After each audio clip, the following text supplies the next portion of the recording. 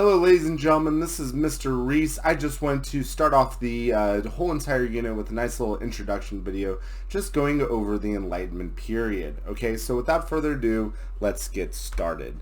Now, when it comes to the Enlightenment period, we will be talking about a slew of different people, including John Locke, Rousseau, Voltaire, and so many more. So just be prepared to be around a bunch of different names, and I'll make a quizzes about it, so don't worry a whole lot about that. But before we actually begin anything, I want you to do your vocab first. So if you haven't done your vocab, please do so right now, because these are very, very important. Okay, these aren't like just basic terms. These are more of like the ideas of different things. So you really want to understand what these are, like the social contract or divine right of kings. All things that are going to be bigger ideas, and you're going to be able to have to explain these when it comes to some type of assessment. So pause the video if you haven't done so already. Alright, so the first thing we're going to be talking about is this contextualization part. And there isn't really a graphic organizer or notes sheet to actually take this. I just want you to pay attention to this part. But basically what we have to talk about here is that while the countries of Europe were exploring and going to the Americas and going through the Atlantic slave trade and the Columbian exchange and all those different things, Europe was actually having a political revelation. And what I mean by a political revelation, I'm talking about a new way to think about like government and politics and everything.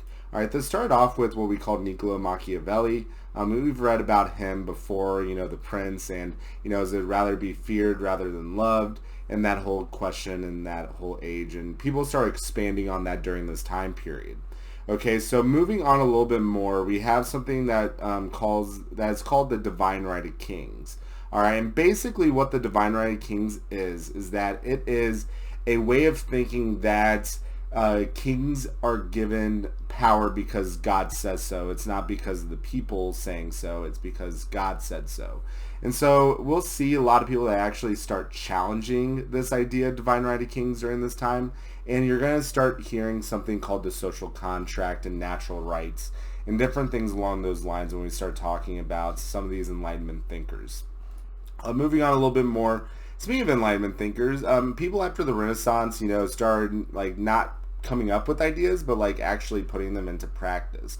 And this is when we get what we call the Enlightenment period. It's kind of like that bulb comes on and says, hey, like maybe we should do some changing around here when it comes to political things. All right, so just to give you kind of a symbolism for that.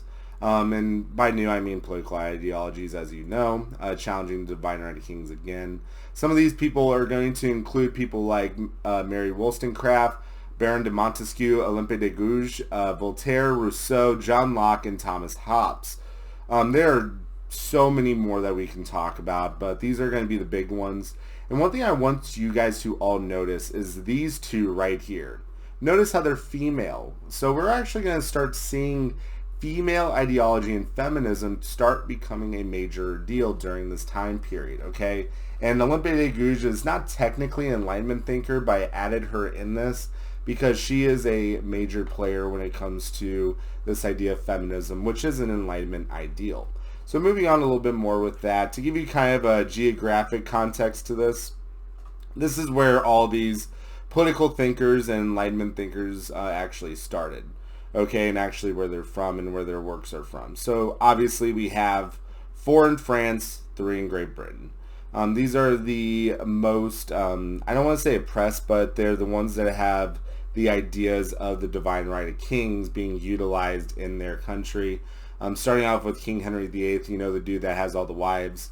And then in France, we have a king as well. It's one of the King Louis. There's like 18 of them.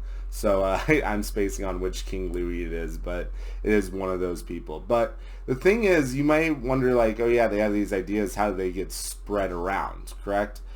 So the thing is, in France, they actually use salons to actually, spread these ideas because people getting their haircuts can't go anywhere. So when someone starts talking about this, they're going to have to listen.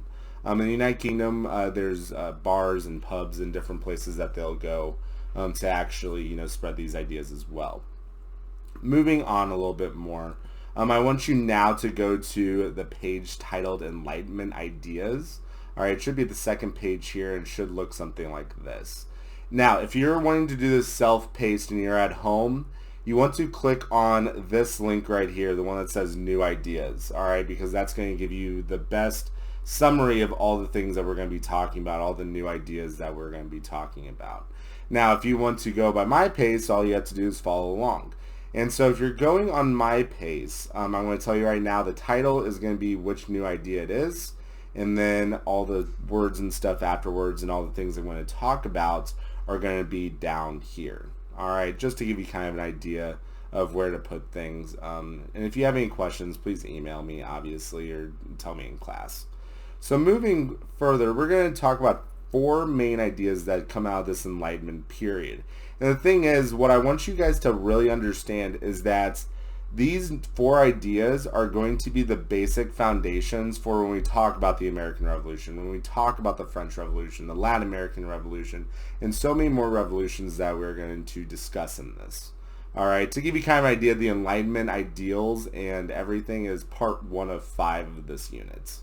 So moving forward, first idea that we have is the freedom of religion by John Locke. Now, John Locke does talk about this freedom of religion to be able to choose what you want to believe in, even if it's something that, is atheist. And we do see atheism start becoming a bigger, I wouldn't say big, but a bigger part of European society.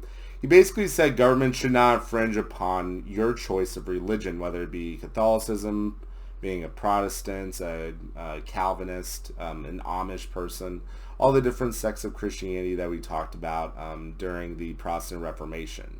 Now, the big rationale that he uses is that government lack the authority of your mind and therefore shouldn't control your religious views. Basically, what that means is that the government doesn't have like a filter in your head, which means that you should be able to think on your own, which means that you should therefore be able to think of which religion you want to actually follow. And so that's kind of his rationale behind it. It goes a lot on like being logical and, kind of thinking on your own and being an individual, to say the least. So that's the freedom of religion. Now moving on, we do get the other freedom of speech. Man, this sounds really similar to, something that we will talk about when we talk about the American Revolution, which is the Bill of Rights. The First Amendment, we always talk about freedom of religion, freedom of press, freedom of speech.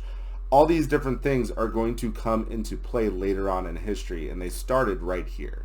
So this is actually by a guy by the name of Voltaire. He is a little crazy, to say the least. He has a very interesting primary source that we will not be reading, to say the least. It's called Candide. You'll read it in college if you take a world history class. So he wrote many letters on this whole idea of freedom of speech to be able to, actually be able to, speak your mind. So his rationale is actually a quote that he had that he famously says all the time in all of his different writings is, "I may not agree with what you say, but I will defend your right to say it." So this obviously has implications to today with what people can and cannot say, on social media and Twitter. All right, Donald Trump obviously, went a little too far, and Voltaire may not agree with what Twitter did by banning him, but it's this whole idea of freedom of speech, and that started with Voltaire. So moving on a little bit more, we have a very radical idea when it comes to this third one by Mary Wollstonecraft, which is women's rights. All right. So Mary Wollstonecraft's vindication of the rights of women is going to be a very, very major primary source that we are going to be reading. And she talks about 2 things, women's rights and equality. All right, 2 things that have been still a struggle even in today's standards. But it did start here with Mary Wollstonecraft. Olympe de Gouges does end up coming a little bit later and, adding on top of that. She takes advantage of the French Revolution. But her rationale is feminism, all right? Again, I don't want to go too much into this because she does talk about it very, very, very well and very, very briefly in a primary source that we will read later this week. But anyway, this is the start of the feminist movement. Now, the last idea that we're going to be talking about is the natural rights idea. All right, and this is probably the most important idea that we are going to cover, and it's going to be one that we are going to be covering in great detail during this time period. We're back with John Locke again.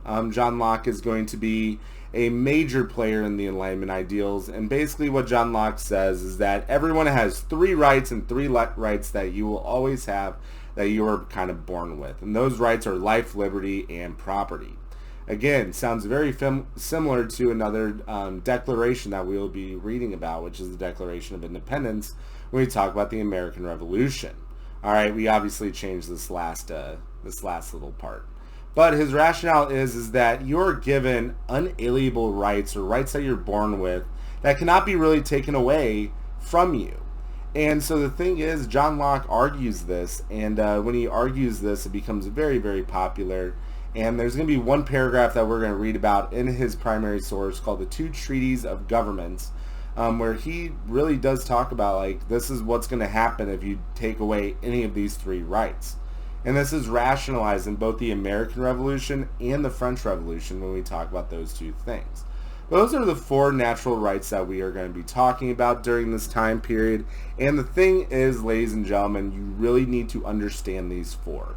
Alright, these are the big four that you are going to have to know about. So with that being said, I will see you guys in the next video. Have a great day. Please let me know if you need anything through email, and I will see you guys later. Bye.